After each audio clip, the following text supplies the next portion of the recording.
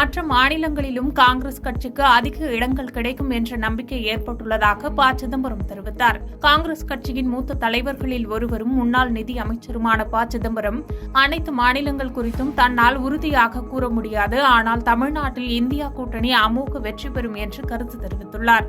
கேரளாவில் 20 தொகுதிகளையும் ஐக்கிய ஜனநாயக முன்னணி மற்றும் இடதுசாரி ஜனநாயக முன்னணி பகிர்ந்து கொள்ளும்.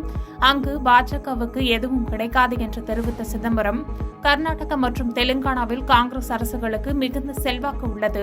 இந்த மாநிலங்களில் 2019ஆம் ஆண்டு தேர்தலில் கிடைத்ததை விட அதிக இடங்கள் காங்கிரசுக்கு இந்த முறை கிடைக்கும் என்று நம்பிக்கை தெரிவித்தார். தேர்தல் மற்றும் அரசியலுக்காக மட்டுமே கச்சத்தீவு பிரச்சனையை பிரதமர் கையில் எடுத்துள்ளார் என்று கண்டனம் தெரிவித்த ப. சிதம்பரம், சீன ஆக்கிரமிப்பில் இருந்து மக்களை திசை திருப்பவே கச்சத்தீவு பிரச்சனையை பிரதமர் கையில் எடுத்துள்ளார் என்று கடுமையாக விமர்சித்தார்.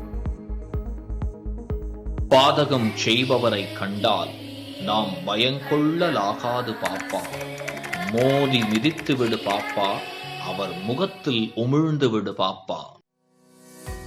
அண்மை செய்திகளை உடனுக்குடன் தெரிந்து கொள்ள இணைந்திருங்கள் இயம்நாடு